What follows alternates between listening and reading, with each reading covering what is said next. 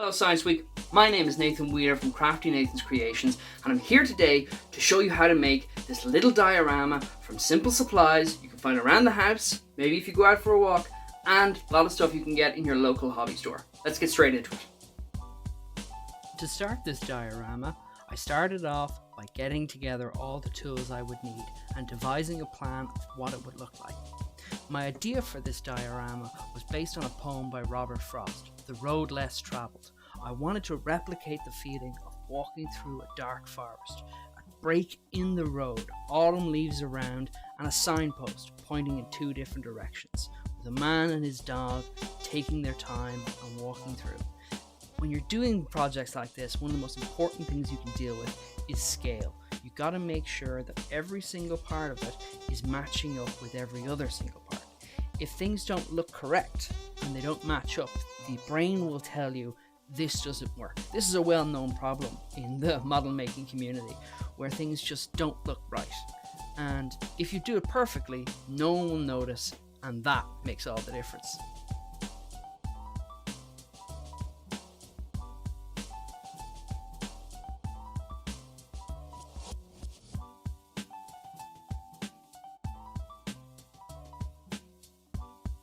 I tried to flesh out where I'd put my trees, how I wanted it to look, what kind of parts I would need, putting everything to scale and breaking down each and every piece. It's important to do this early on. If you break it down and you don't have a full-on plan, you can really go astray further on in the project. It's so important to get this right from the beginning.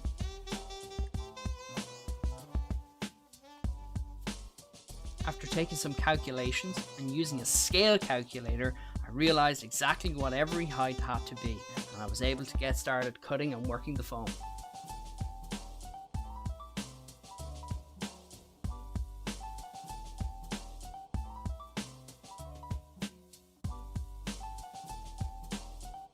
Insulation foam has been a mainstay in the model making community for generations. It's so versatile, it's so useful, you can do anything with it as long as you work it right. First step was to get our knives ready, get our Sharpie, get our ruler, and get started designing what we wanted to make. First off, pull off all the aluminium foil. You don't need it, but it is the most satisfying thing you will ever do, ever. There is nothing better than this, I promise you.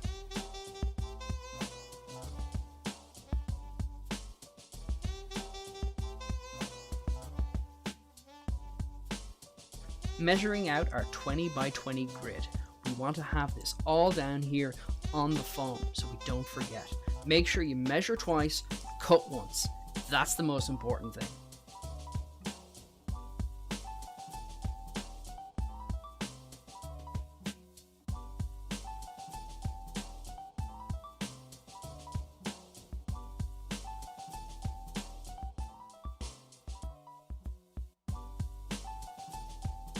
Make sure you use a sharp hobby knife. You do not want to use a blunt knife.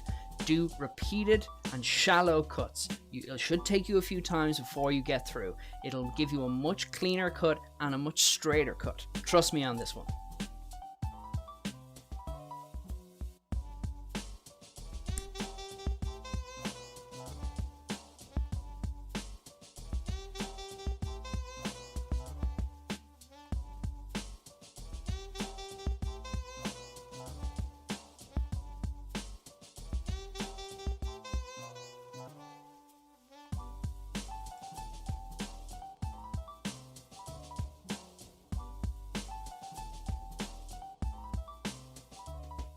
Now let's take our design and we're going to transfer it from paper onto the foam so we know exactly where all our different parts are going to be. Here I'm using a Sharpie. Best thing to do for this kind of project.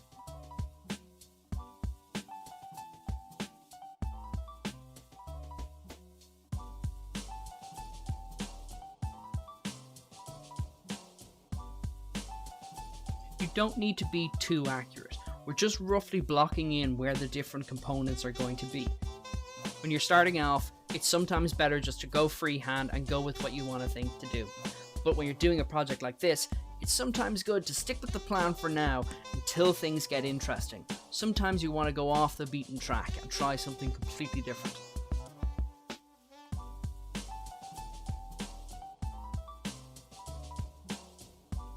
Now that I have my design on my foam, I need to cut out the side panels. These are going to make up the two embankments on either side.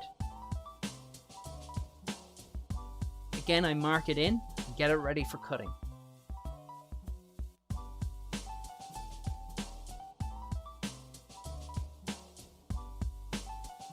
Using a sharp blade, we cut right through. And now we have our two pieces. Let's start sculpting the two embankment sides. You don't need to be super accurate here, you're sculpting. Let the sharp knife do the work and make the embankment the way you want to do it. The way I worked on it was trying to make sure it looked like it was flowing through the valley. We wanted to not have them up too high and rocky, but have natural earth mounds.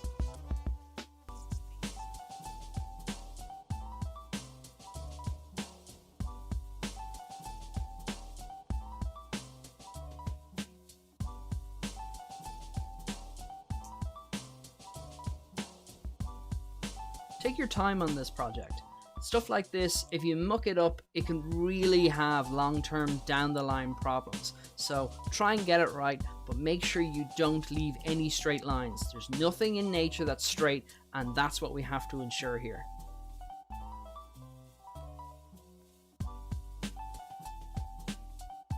Also, make sure you use a sharp blade.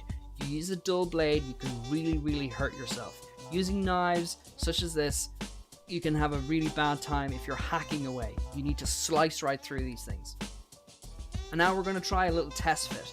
Make sure it all works and we have a nice gentle slope.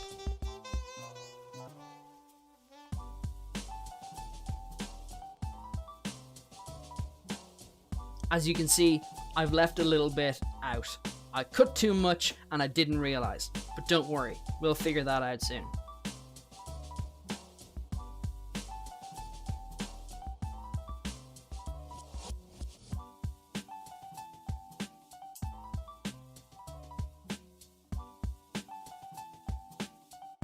Sculpting like this can be really fun. It's really nice just to be able to slowly chip away at something until you have exactly what you're looking for.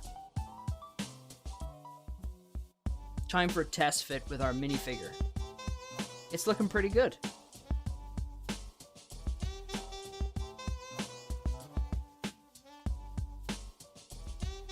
We'll take them away for now. We've got plenty more work to do on them later.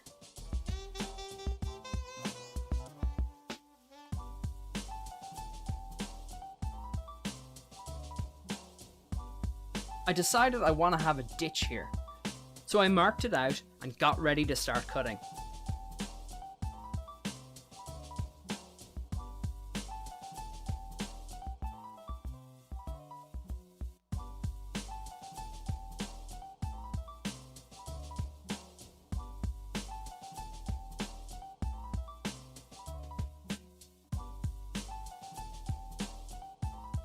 I was very careful not to go too deep on this. I want a ditch, not a trench, and when you're working at a good scale, you can make that distinction very quickly if you're not careful. Little cuts, over and over, make sure that you're getting your scale right.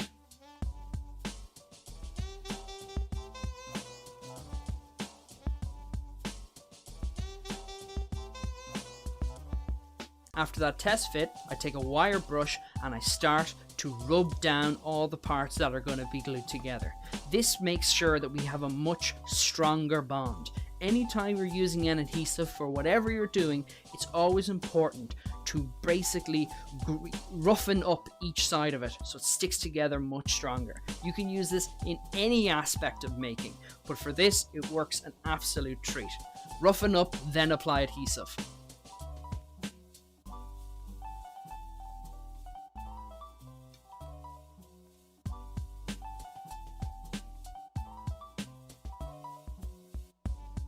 I do the same to the base.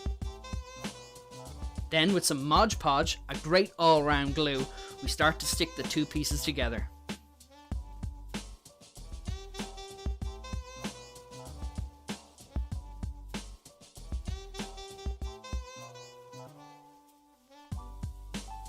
A nice, clean coat, and it should stick within the next hour. apply firm pressure here to make sure you get a strong bond.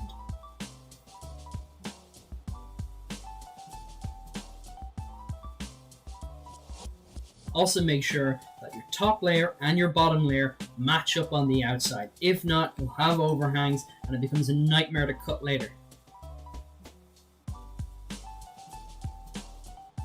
little bit of glue on either side just to make sure it stays down.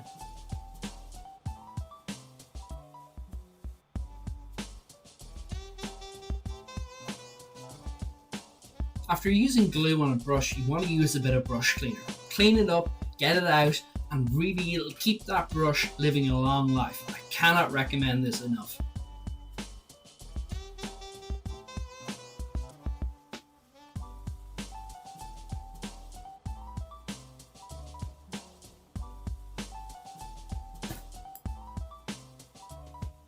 Sculpting Mold is a type of plaster. We're going to use that to even out all the foam, putting it as a top layer.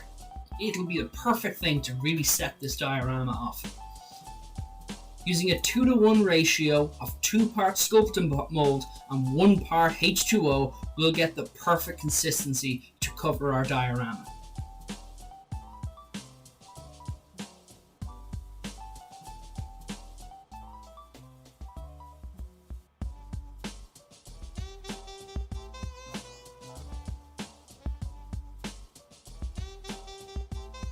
Though I promise I didn't do this on purpose. Sculpting Mold just didn't like me, unfortunately.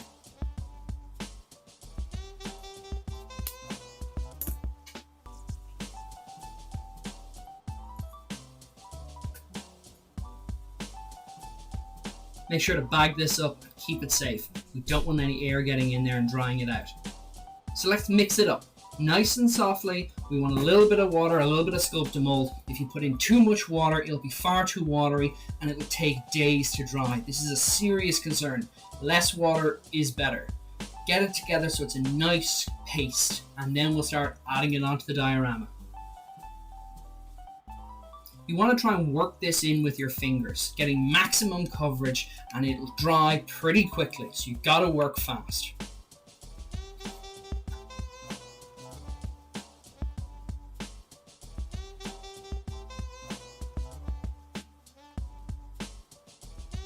As it starts to dry out, you can shape it an awful lot more, getting those gradients in and getting a really good textured effect. This is probably one of the most fun parts of the diorama making. It's great to see some pieces of foam when you start slapping on the plaster and really brings it on to the next level.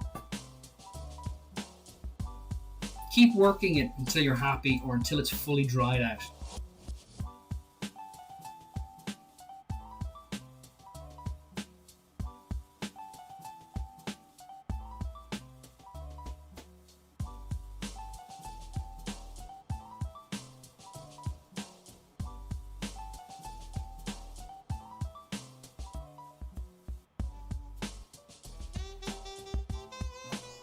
Now do your best to try and wash your hands. This stuff is a nightmare to get off.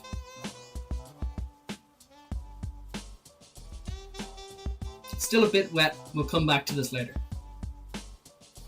Next up, we're going to design our signpost. Again, a little bit of a design, then we're going to get our scale right. We want to make sure we get this right. We're going to make this from scratch.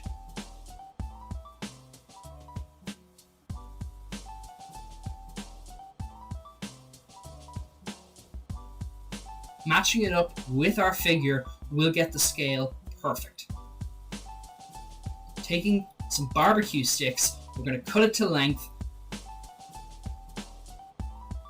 and mark this with a Sharpie.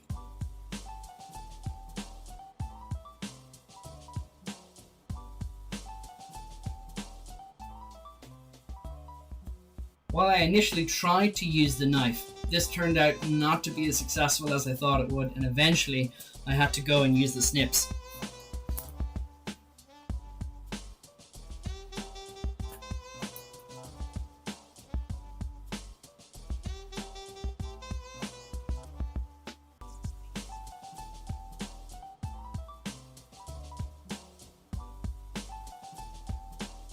Use a little bit of sandpaper to even everything out. We don't want any ragged edges on this.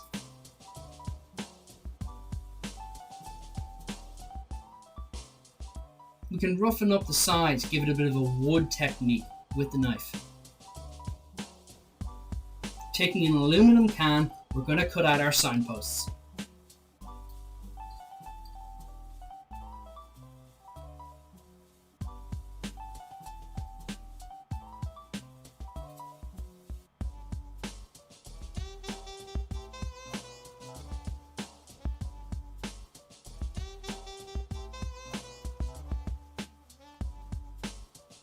Be very careful when you're cutting aluminium. It can be very, very sharp and you can cut yourself very easily.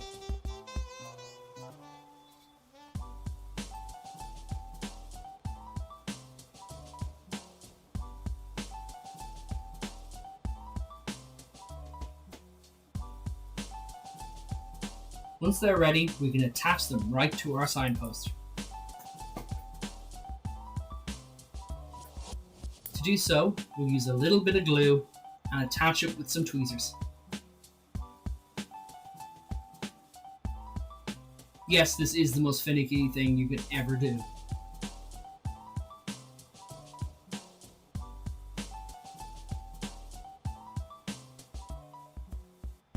Next, we'll use a little bit of texture paint to kind of break up the silhouette of the wood. Just a little bit on each signpost and a little bit at the bottom to give it some more texture.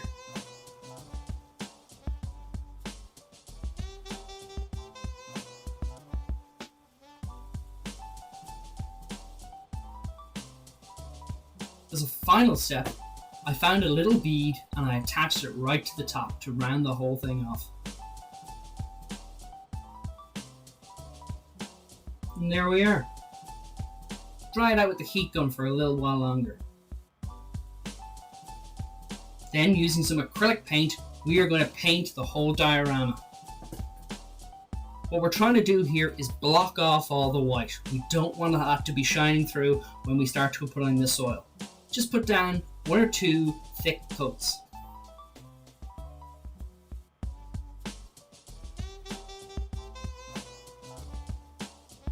I then used brighter colour to give it a little bit of depth.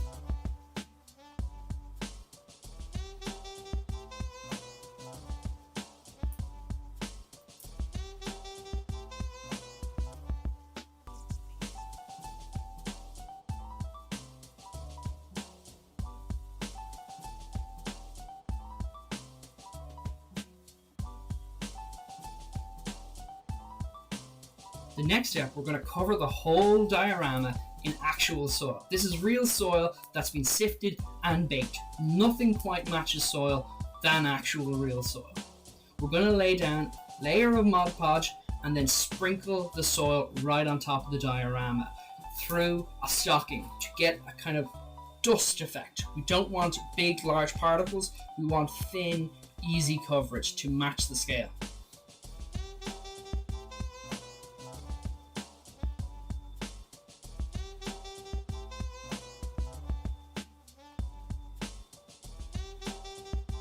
Try and get all the nooks and cracks. We don't want to leave any of the paint underneath showing. This is starting to look good. Next, spray the whole thing down with scenic glue. We don't want that dirt going anywhere. Make sure to wipe up any of the big pools and apply more dirt as you see fit. Next, we'll apply some thicker dirt, much more coarse this time, to try and break up the dirt outline. Next, we're going to add some pebbles. These are actual real pebbles. We're just going to use some super glue and then use an activator to speed up the drying process. Making the trees is a simple process. Cut the balsa wood to your predefined lengths. I then attached a pin right to the bottom, just so it would make the tree stand up straight when it's in the foam. A little bit of glue to secure it.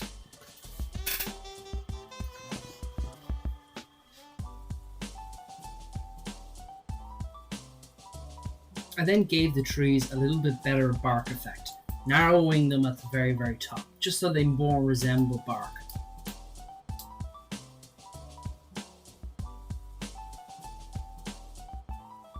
All my trees are starting to come together. Taking some craft wire, I started getting ready to attach all the branches. I had to make literally hundreds of these and then drive them into the balsa wood with a set of pliers. This takes a while, so if you're working on something like this, put on some music because it will take quite a while. Use a little bit of glue to hold it all together. Then, to shape it and give it that tree effect, I took a set of snips and I slowly cut them. Shorter at the top, much broader at the bottom, with a little bit of super glue to hold everything together.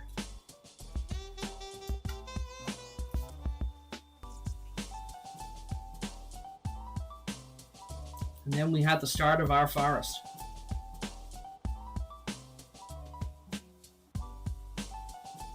Next up, we need to make the flags. So when you're making a large diorama, one of the big issues you can have is you don't want to put your trees on straight away, especially if you're not going to put on static grass. So we create little flags that will sit in place of the trees. We number the flag, we number the tree, and then we know where each one will go.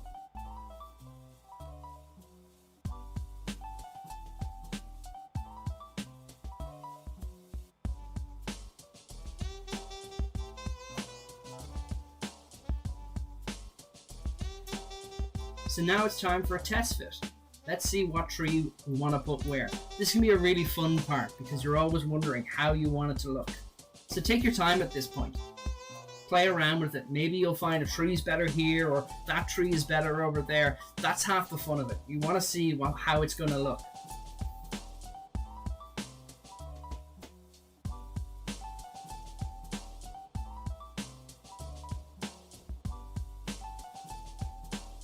This was starting to really come together.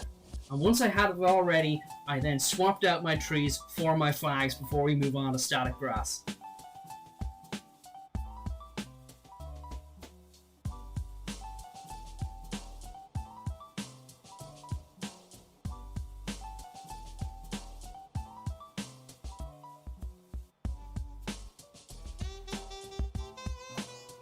When we start with the static grass, we're going to apply a small amount of Mod Podge all the way around, leaving plenty of room around the trees. There's not going to be any grass growing underneath the trees.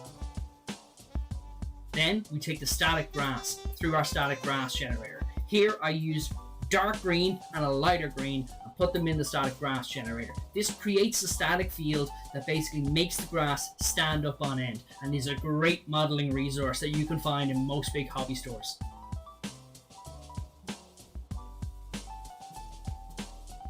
Using a set of tweezers, I make sure that errant pieces of grass are kept up. That or I'm just manicuring the grass. I don't know at this stage. Now we work on the other side. The static grass generator can really offer a whole different world when it comes to model making. You can get into really, really narrow areas and just create the most beautiful grasslands. Matched with the dirt, it really brings stuff out to be next level.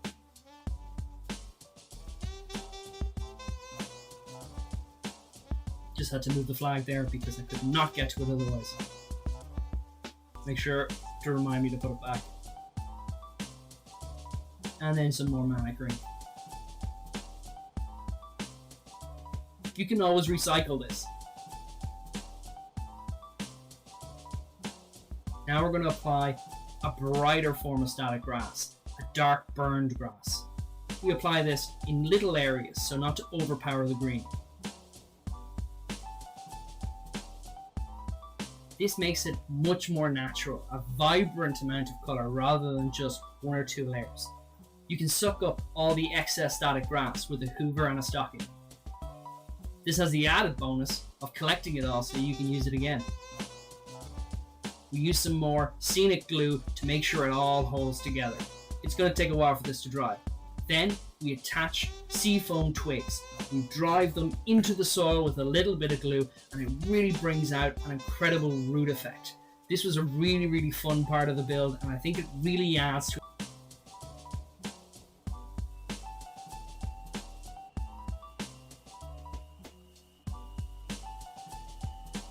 this is a perfect time to use a set of tweezers. But I also wanted to make sure that the path was clear of static grass and we had a good foundation to work on later on. Sometimes I tried to hide the little bit of roots hidden away under the rock. Little details that you guys probably won't see, but I'll get to notice.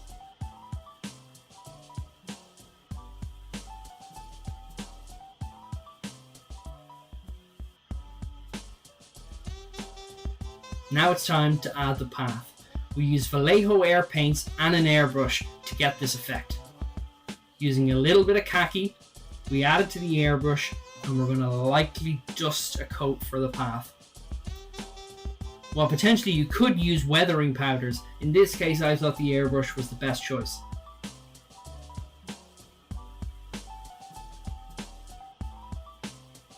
Make sure before you use your airbrush to practice on a little piece of paper to make sure it's feeding correctly.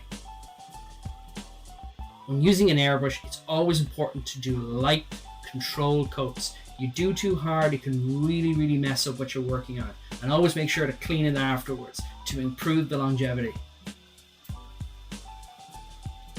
And there's the path. Using the leaves, I actually got real leaves, ground them up and baked them. There's nothing that really adds that realism like these real leaves. 2 batches, autumn leaves and more kind of summer leaves. And I sprinkled these on a layer of Mod Podge. Careful to spread out where I put the leaves. I didn't want them everywhere, I wanted them pushed into the corners, as it would be as people are walking up and down the road. What makes these leaves so convincing is that there's such a variance of colour, and oftentimes in builds, if you have a very mono colour, it doesn't look right. Nature is vibrant, it's alive, it's teeming with excitement. You need to add that in your colours when you're working on dioramas.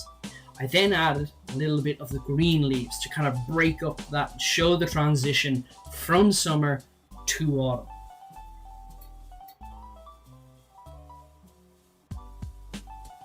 Again, these are just sprinkled on with a little bit of Mod Podge.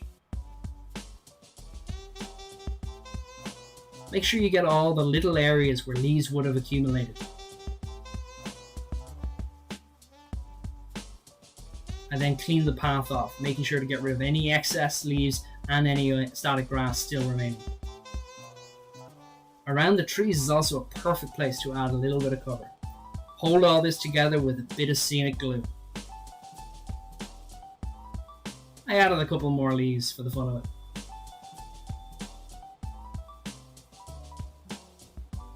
Next up, we're going to make our mile marker. I made this using a matchstick. We then got the shape of the matchstick with a little bit of a knife and some sandpaper to get a triangular point. This triangular point, surprisingly, was one of the more difficult parts of this project and took me a couple of tries. You can see here, I got it right in the end. I then attached a little bit of craft wire to the bottom with some super glue, so it would sit in the foam and will be able to be attached to the diorama easily.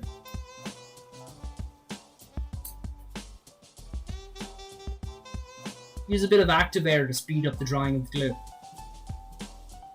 And then with a dark grey, we then sprayed it with the airbrush.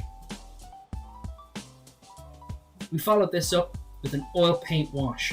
Black oil paint, a little bit of linseed oil mixed together, really thinned down, and it basically gives a great weathered effect. Now it's time to work on our trees. First, I airbrushed it with some dark earth.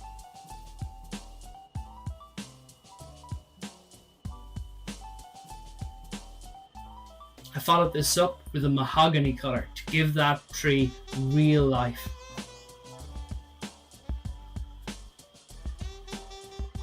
Once this was ready, it was time to flock the trunk. Using a bit of Mod Podge, we then used Woodland Scenic's fine turf to bring out the bark. This was just lightly sprinkled on with a couple of coats and really changed the look of the tree. I left a few bits uncovered so you could see the underlayer of paint shining through.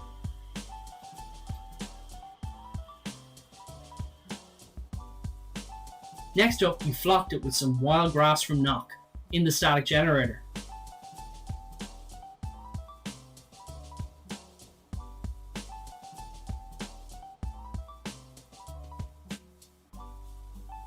Take your tree, take a little bit of Mod Podge and apply it to the branches, making sure to get underneath as well so we get full coverage when we hit it with the static generator.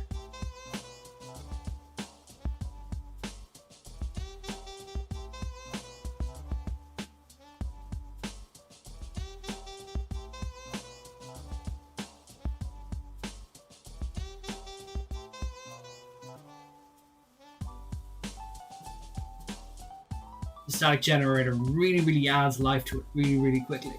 Make sure to get underneath as well. We want to make sure that all the static grass is focusing down as opposed to up.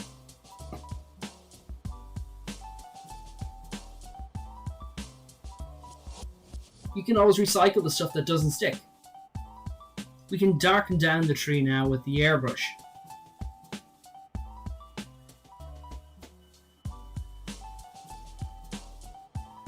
For this tree, I wanted it to stay dead, so I really darkened it down with plenty of blacks and plenty of browns. I made sure to keep all the branches pointing down to have that natural slope.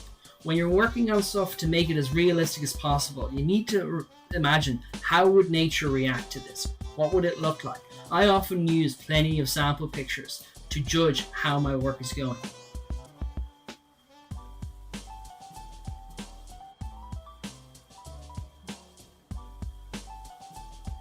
Now our forest is starting to work, but we have one more round of flocking to do.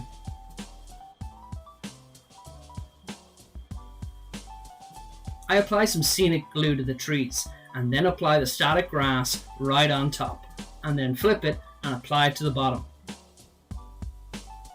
I mix the grasses here using plenty of light and plenty of dark.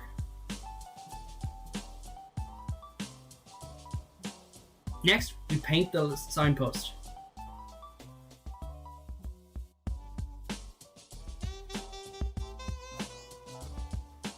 Now, let's paint our signpost with the airbrush. Light, easy coats.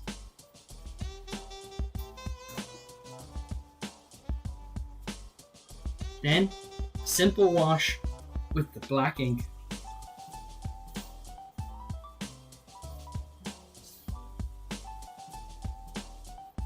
We want to try and weather this, break down those tough colors and offer a little bit of green, a little bit of dirt and grime to make it seem like it belongs in the world.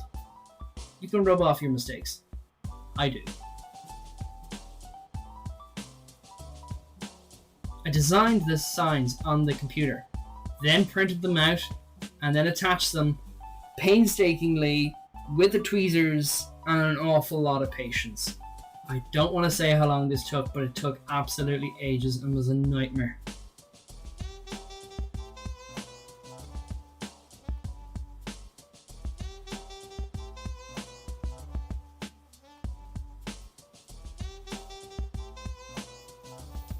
Now we have our trees, we have our signposts, and we have our mileposts. We're ready to assemble. Luckily we put those flags in. We attach the signpost with a little bit of glue and push it in with some pressure. Then for the milestone, we add a little bit of glue and we push it into place. I use some super glue and a bit of activator. Pull out your flags, a little bit of glue, and attach your trees. Some of them won't stick, so you're going to have to use a little bit of super glue and some activator. These took a while to glue down. These trees are big, they're somewhat heavy, and they're a little bit lopsided. Some of them, by design, are very lopsided, so they took plenty of glue, and I had to hold them for a little while longer.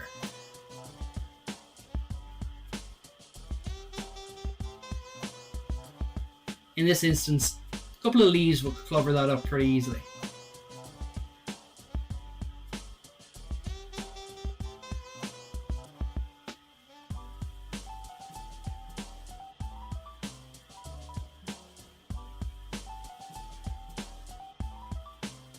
Just make sure you have them pointing in the right direction.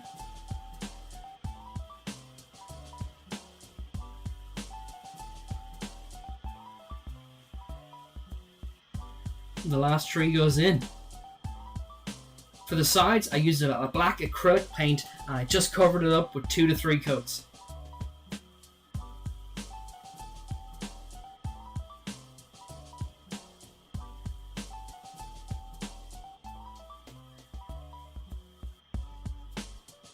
Finally, we move on to the figures.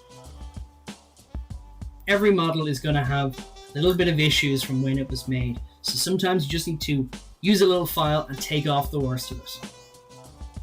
The dog had it an awful lot worse than other things, but he pulled through and worked hard. Painting a figure can be quite complicated. There's different ways of doing it, and I don't want to go into too much detail here, but you can go very, very complicated, get into complex situations where you're using a paintbrush and wet blending, and it can take hours and hours and hours to do even one small piece.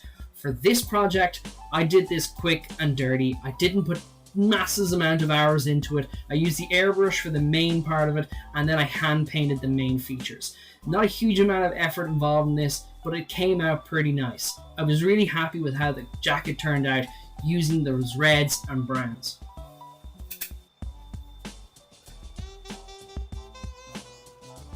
Sometimes when you start on some of these projects, you're thinking, I don't know how this is going to be, and it can turn out to be an awful lot more fun when you get stuck into it. Although any modeler will tell you, painting eyes is the most difficult part of it you have ever imagined, and I always try and steer clear from it.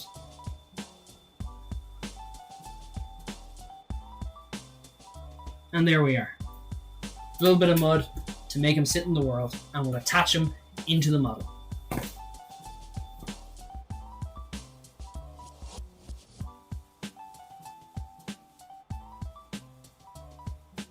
With a set of tweezers and some glue, our model finds his final home in his diorama. I hope you guys enjoyed this. And in the words of Robert Frost, I took the one less travelled by, and that has made all the difference.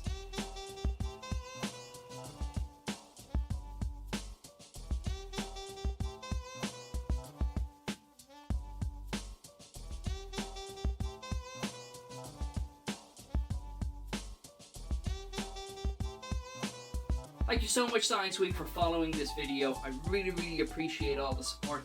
If you want to follow me more, you can catch me on social media. I'm on Facebook. I've got a channel on YouTube, and I've got Instagram. All the links should be down below. I really appreciate you following me, guys. I really appreciate you watching this video, and have a great Science Week. Bye, guys.